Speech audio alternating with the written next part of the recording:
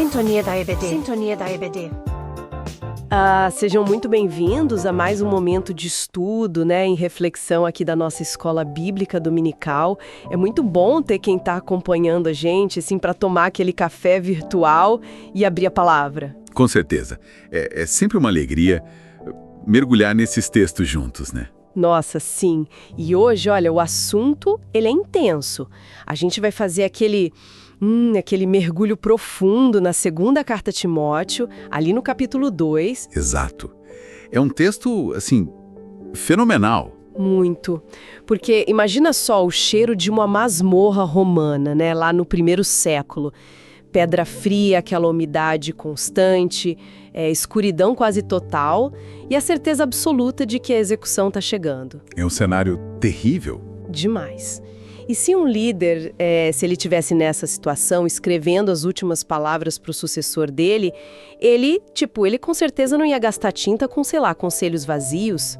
Ah, não mesmo. Não tem espaço para frase de efeito numa hora dessas. Nenhuma. Ele escreveria a verdade mais crua, sem filtros, sobre o que realmente significa sobreviver e suportar o peso da missão. E é exatamente isso que a gente tem nesse texto. É um manual sobre o obreiro forte e aprovado. E o nosso objetivo hoje, a missão desse nosso estudo é justamente desconstruir a ideia de que a vida cristã ou o ministério é para pessoas acomodadas. A gente quer entender, junto com o pessoal que está ouvindo, como extrair uma força espiritual real, sabe? Como suportar as lutas, manejando a palavra com integridade. E, assim, para falar de força, para a gente entender como ser forte e aprovado, o texto ele traz logo de cara um negócio que parece um paradoxo. Como assim? É que ele diz assim, fortifica-te, só que, à primeira vista, isso soa como um peso absurdo, É uma exigência. Eu fico imaginando, é como se alguém dissesse pra gente empurrar um carro que tá completamente sem gasolina. Nossa, que analogia boa. Acelera o carro aí, mas como que eu vou acelerar se o tanque tá vazio? Com qual combustível, sabe? E esse é o ponto central que muita gente erra. Porque se a instrução, se ela parasse só no fortifica-te, seria um fardo humano mesmo. Seria tentar empurrar o carro no braço. O que não dá certo por muito tempo. De jeito nenhum. Mas o apóstolo, ele diz, fortifica-te na graça. E aqui, a gente precisa lembrar que a graça não é só aquele favor imerecido da salvação, sabe? Aquele ingresso para o céu. Sim, a gente tem muito essa visão inicial, Exato. Mas, no contexto do ministério, a graça é o suprimento diário. É a força interior que o Espírito Santo gera na gente. Não são as nossas estratégias humanas. É a comunhão contínua com Cristo. Caramba! Então não é uma autoajuda, Não, longe disso. É buscar na fonte certa. E o que eu acho mais lindo logo no começo do texto é o tom dele, porque ele chama o discípulo de filho meu, tem um afeto ali. E ele mostra que essa energia, esse combustível, ele não pode ficar parado, Ele tem que fluir. Isso, tem uma cadeia de discipulado ali, porque ele fala, olha, o que você ouviu de mim, transmite a homens fiéis que sejam idôneos para ensinar outros, é uma sucessão, E essa sucessão é vital. É a vacina contra a centralização, Como assim? É que o evangelho ele não deve parar em nós e nem depender de uma figura só. Pensa bem, o apóstolo ensinou o jovem líder que vai ensinar homens fiéis que vão ensinar outros. São 4 gerações aí. Verdade, 4 gerações num versículo. Sim, isso mostra que a igreja sobrevive por causa de uma sucessão fiel da mensagem. E não por causa de líderes carismáticos ou de personalidades. Não é sobre fazer um fã-clube, É sobre treinar pessoas. Exatamente. E, bom, se a gente já entendeu que a graça é o combustível e que a gente precisa passar essa mensagem pra frente, a gente tem que olhar pra estrada onde esse carro vai rodar. Que não é fácil. Nem um pouco. É uma estrada super acidentada. E o texto usa, 3 metáforas, 3 figuras muito visuais para explicar como a gente persevera no meio do sofrimento. E a primeira delas é a do soldado. Nossa, essa é forte. Muito. Ele fala que a gente tem que participar dos sofrimentos como um bom soldado de Cristo. E olha, no mundo antigo, o sofrimento não era visto como falta de fé, era parte do chamado. Era o esperado, E isso é o caminho da cruz. E o texto dá um detalhe fundamental, que nenhum soldado em serviço se envolve em negócios desta vida. para poder agradar aquele que o alistou. Sabe que eu estava refletindo sobre isso? E eu acho que, trazendo para nossa realidade de hoje, a distração é a nossa maior guerra, né? Com toda certeza. Porque, tipo, é muito fácil quem está na igreja viver dividido. Um pé na missão e outro nos interesses do mundo, agindo muito mais por conveniência do que por obediência ao comandante. É o foco dividido. E o soldado romano, quando ele fazia o juramento dele, ele deixava de ter autonomia. O foco era total no império. A gente precisa dessa mesma lealdade. Faz todo sentido. E logo depois dessa figura militar, ele entra na figura do atleta, que tem a ver com regras, né? Sim, o atleta ético. O texto diz que o atleta não ganha a coroa se ele não lutar segundo as normas. E as normas na época eram pesadas. Eram brutais. No mundo antigo, nas competições, só ganhava coroa de louros quem seguia cada detalhe. Eles tinham que provar que treinaram meses a fio, seguiam dietas estritas, tudo sob juramento. E se quebrassem a regra, dava ruim. Dava muito ruim. Eles eram humilhados publicamente. Então, o que a gente tira de lição é que na vida cristã não existem atalhos. Nossa, isso dói ouvir. Dói, mas é a verdade. Tentar ignorar a palavra, tentar dar um jeitinho, pode até impressionar as pessoas por um momento, mas não traz a aprovação verdadeira lá no final. Não tem medalha para quem rouba no jogo, né? Nenhuma. E aí a gente chega na terceira figura que, assim para mim, é a que mais testa o nosso emocional. Que é a do agricultor. O lavrador que trabalha duro. Porque pensa bem, o agricultor, ele é o rei da paciência, né? E da perseverança. Sim. Ele sofre fadiga, ele levanta cedo, mexe na terra dura e ele não vê o resultado na hora. É um trabalho de pura invisibilidade. E de confiança, né? Porque ele planta a semente sabendo que ela tem vida. E o texto diz que o lavrador que trabalha deve ser o primeiro a participar dos frutos. É uma promessa linda. Mas a certeza que anima esse lavrador a trabalhar sem receber aplausos no dia a dia é a mesma que animava um apóstolo. Verdade. Porque, imagina, ele estava algemado. E mesmo assim ele falava, a palavra de Deus não está algemada. Ele plantou, não estava vendo a colheita plena, mas sabia que a semente ia brotar. Isso me arrepia toda vez, porque, ele tá preso, mas a mensagem tá correndo o mundo.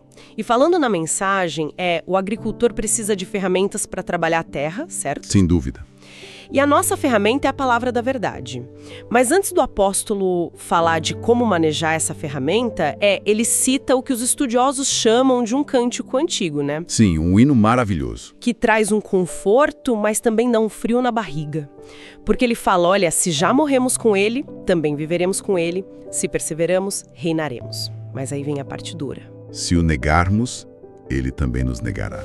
É um alerta gigantesco sobre a fidelidade ser inegociável, né? É um aviso sério sobre a negação consciente, aquela negação contínua de Cristo.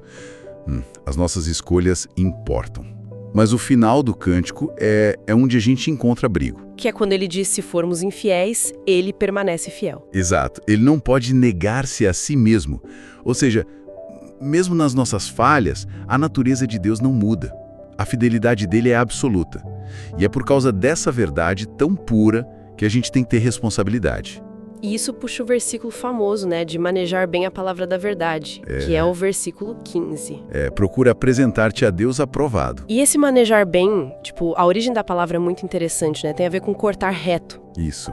O termo histórico ali sugere cortar reto mesmo, como, imagina um pedreiro alinhando um bloco de pedra, ou um fabricante de tendas, que era a profissão do apóstolo, cortando o couro. Se o corte for torto, a barraca cai. Exatamente. Se você não corta reto, nada encaixa. Na vida cristã isso significa interpretar e ensinar a palavra com exatidão, sabe? Sem ficar distorcendo as coisas só para agradar as pessoas. Sem dar aquele jeitinho na teologia para caber na nossa vontade. É bem isso. E o texto faz um contraste muito forte disso com o falatório vazio, né? Ele chega a dar nome aos bois. Ele fala de um tal de Himeneu e Fileto, que estavam ensinando coisas erradas. Sim, os falsos mestres. E a palavra que ele usa para descrever o ensino deles é gangrena. É uma palavra pesada. Muito. A doutrina errada corrói como gangrena, ou seja, mata o tecido, vai espalhando e destrói tudo em volta. O ensino vazio não é inofensivo. ele mata a saúde espiritual da comunidade. Por isso, a gente precisa ter um zelo profundo pela palavra. Nossa, sim. Agora, tem uma parte aqui que, olha, quando eu tava lendo, eu dei uma travada. Eu preciso te perguntar. Pode perguntar. O que foi? É o versículo 22, porque ele fala assim, foge das paixões da mocidade, ou seja, é para correr dali. Mas logo em seguida, tipo no versículo 24, ele diz que o servo do Senhor não deve viver brigando, mas ser brando para com todos. Ah, sim. Aí eu fico pensando, como que eu vou fugir desesperadamente de um negócio e, ao mesmo tempo, ter uma postura mansa e paciente para instruir? Parece que a conta não fecha, sabe? Mas fecha perfeitamente quando a gente entende o que eram essas paixões da mocidade. Não é só o lance sexual. Não, de forma alguma.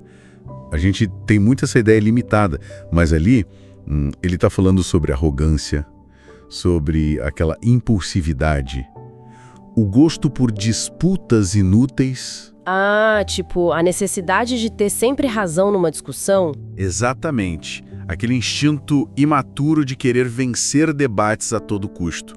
Então, quando ele diz para fugir das paixões, ele está dizendo, afaste-se dessa vontade de brigar, fuja dessa arrogância. Faz muito sentido agora. E aí sim, quando você foge da arrogância, você consegue ser brando. A brandura não é fraqueza, é o fruto do espírito atuando, é força sob controle. Caramba! Então, o nosso objetivo ao instruir ou ao repreender não é humilhar o outro ou vencer a discussão. O objetivo é conduzir a pessoa de volta para o caminho, levar ao arrependimento. Nossa, é mudar o foco do ego para a redenção do outro, né? Exato. Gente, que profundo. É uma postura totalmente madura de vida. E olha, antes da gente ir para as nossas considerações finais, eu queria aproveitar para interagir com o pessoal que está em casa. Vamos lá. Se esse estudo de hoje está edificando a sua caminhada, aproveita para deixar aquele like, já se inscreve no canal, porque isso ajuda demais a palavra a alcançar mais pessoas.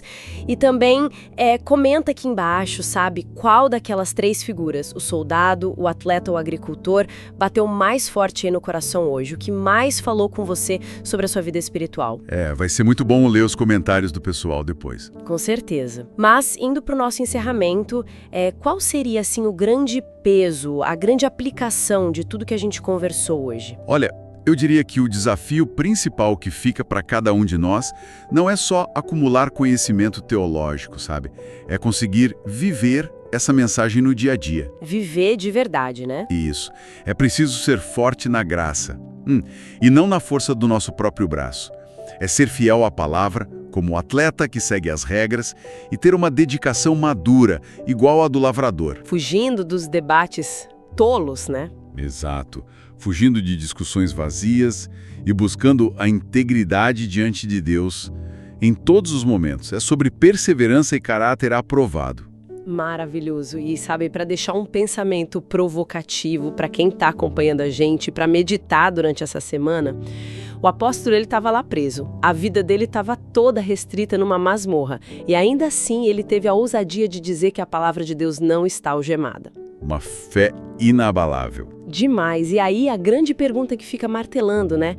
Será que nós, que hoje estamos aqui livres, cheios de recursos, será que a gente não está aprisionando a palavra com as nossas próprias distrações, com a nossa falta de compromisso? É uma reflexão que incomoda, mas é super necessária para a nossa caminhada. Pois é algo para a gente pensar com muito carinho. E que essa reflexão, que essa palavra de hoje não fique apenas no nosso entendimento intelectual, né? Mas que ela transforme verdadeiramente as nossas vidas e os nossos ministérios. Amém. Um grande abraço a todos, a paz do Senhor e até o nosso próximo estudo. Tchau, tchau, pessoal. Até a próxima.